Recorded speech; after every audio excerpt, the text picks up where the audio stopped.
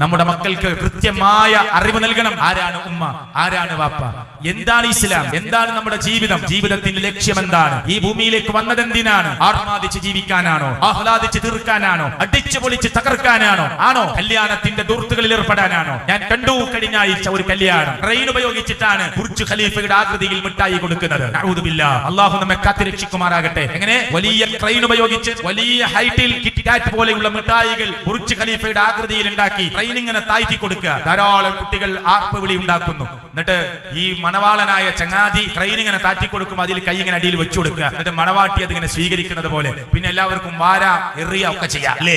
എത്ര മനുഷ്യർ വേദനിക്കുന്നുണ്ട് ഒരു നേരത്തെ മരുന്നിന് വേണ്ടി, ഒരു നേരത്തെ ഭക്ഷണത്തിന് വേണ്ടി, ഒരു ചെറിയ കുട്ടിൽ കെട്ടി ഉണ്ടാക്കുന്നതിന് വേണ്ടി, ഉണ്ടാക്കി വെച്ച 600-700 സ്ക്വയർ ഫീറ്റ് കൊച്ചു വീട് ഒന്ന് തേച്ചു കിട്ടാൻ വേണ്ടി, അതിലൊരു ചെറിയ ടൈൽസ് ഇട്ട് കാണാൻ വേണ്ടി ആഗ്രഹിക്കുന്ന പതിനായിരങ്ങൾ നമ്മുടെ നാട്ടിന്റെ പരിസരത്തുണ്ടാകുമ്പോൾ കല്യാണം പടച്ചവൻ അനുഗ്രഹിച്ച് ഒരു ഇബാദത്തായി നടക്കേണ്ട കാര്യം ട്രെയിൻ ഉപയോഗിച്ച് വലിയ മിഠായി കൊടുത്ത് അല്ലെ JCBയുടെ ബക്കറ്റിൽ പുതുമണവാളനും മണവാട്ടിയും ഇരുന്ന് അങ്ങാടിയിലൂടെ കൊണ്ടുപോകുന്ന മുസ്ലിം ഉമ്മത്തെ ഗൗരവമായി ആലോചിക്കണം, ഗൗരവമായി ആലോചിക്കണം. പടക്കങ്ങൾ എറിഞ്ഞ് പൊട്ടിച്ച് തകർത്ത് പുതുപെണ്ണിന്റെ വീട്ടുകാരെ ഇറങ്ങിപ്പോകണമെന്ന് മണവാളന്റെ കൂടെ വന്നവരോട് പറയേണ്ടി വരുന്ന കല്യാണ ദൂർത്തുകൾ അവസാനിപ്പിക്കാൻ സമയമായിട്ടുണ്ട്. തന്റെ മൂക്കും വായും മൂടി കെട്ടിപ്പിച്ച് പ്രിയപ്പെട്ടവരെ എല്ലാവരും മാസ്ക് ഇട്ട് നടന്ന ഒരു കാലം നമ്മൾ മറന്നു പോകരുത്. പാപ്പ മരിച്ചപ്പോ കുടുംബത്തിൽ എല്ലാവർക്കും പാപ്പക്ക് വേണ്ടി ഒരുമിച്ച് നിന്ന് മയ്യത്ത് നമസ്കരിക്കാൻ പറ്റാത്ത കാലം നമ്മളിൽ നിന്ന് പോയത് മറന്നു പോകരുത് അല്ലേ? കല്യാണം വെറും 10-20 ആളെ വിളിച്ച് രഹസ്യമായി നടത്തേണ്ട ഒരു കാലം നമ്മുടെ കൂട്ടത്തിൽ നിന്ന് കടന്നുപോയിട്ടുണ്ട്. എന്നിട്ട് 10,000 ക്ഷണിക്കുന്നു, ആയിക്കോട്ടെ, സാമ്പത്തികമുള്ളവൻ ക്ഷണിക്കട്ടെ, ദൂർത്ത് കാണിക്കരുത്. 10 കൂട്ടം വിഭവങ്ങൾ വേണ്ട. വേണ്ട പ്രിയപ്പെട്ടവരെ, എത്ര മനുഷ്യർ വേദനിക്കുന്നുണ്ട്.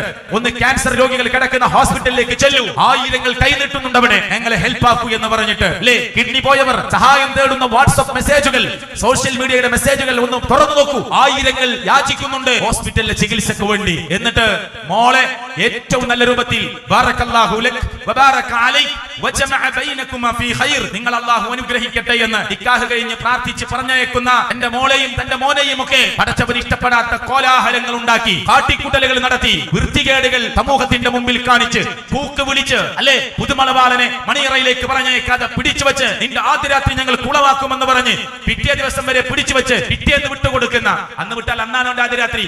ഈ വിഡ്ഢികളുടെ ലോകത്ത് എന്തറിയും അല്ലെ? എന്നിട്ട് അങ്ങനെ തോന്നിയവാസങ്ങളിൽ കടിക്കുക.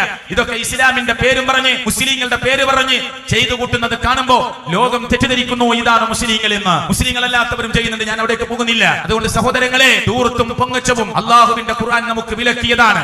വമ്പ് വർത്തമാനം നമുക്ക് വിലക്കിയതാണ്. ഗർവ് നമുക്ക് വിലക്കിയതാണ്. അഹന്തയും അഹങ്കാരവും നമുക്ക് വിലക്കിയതാണ്. ഈ ഓർമ്മ നമ്മുടെ മനസ്സിൽ ഉണ്ടാകണമെന്ന് മാത്രം ഓർമ്മപ്പെടുത്തി